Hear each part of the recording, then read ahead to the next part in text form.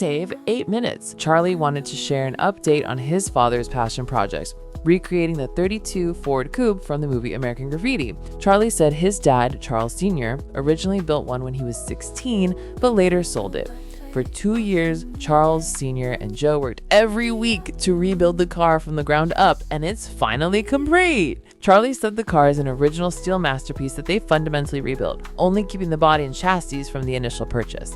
The car is loud, so they had to make significant alterations to the exhaust system to quiet it down so it could be street legal. Joe and Charlie Sr. gave a tour, highlighting that the only major change to the movie car was that they chose not to chop the roof because Charlie Sr. is 6'5" and needed the headroom. They moved the original 1932 Ford seat as far back as possible to accommodate his height. The custom work includes a completely powder-coated undercarriage, a heavy-duty rear end, and special parts like a front bumper guard found after an exhaustive search for an original 1933 Alfa Romeo part to match the movie car.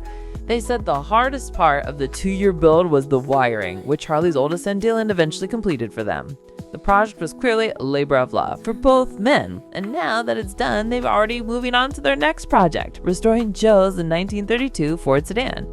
Charlie was happy to share the final product and said his dad is thrilled to have his special car back. Coming to the next one, Charlie watched the new Running Man movie and agreed with the general consensus that it's underwhelming and mid, though not outright bad. He said the film is a very standard, generic action flick that lacks the creative personality typically found in the director's, Edgar Wright's, films, calling it a paycheck rather than a passion project. The film borrows more heavily from the Stephen King novel than the 80s Arnold Schwarzenegger movie. Charlie felt that by incorporating too many book elements, the film suffered from bloat and pacing issues. The plot follows Ben Richards, who is forced to join the game, The Running Man, to win money for his sick daughter's medicine, after being blacklisted from all jobs by the powerful network that runs the game.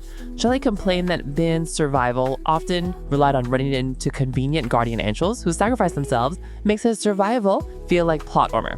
Charlie also felt that the film had a tonal clash, as it was too serious about its message, barbarism as entertainment, yet not undermine that with occasional out-of-place humor that didn't land. The movie was largely relies on 2 key factors: good action sequences and a great performance from Glenn Powell as Ben Richards, who Charlie thought was excellent at portraying both the sympathetic father and a psycho who could actually win the game. Ultimately, Charlie was entertained, but called it one of the director's weaker films.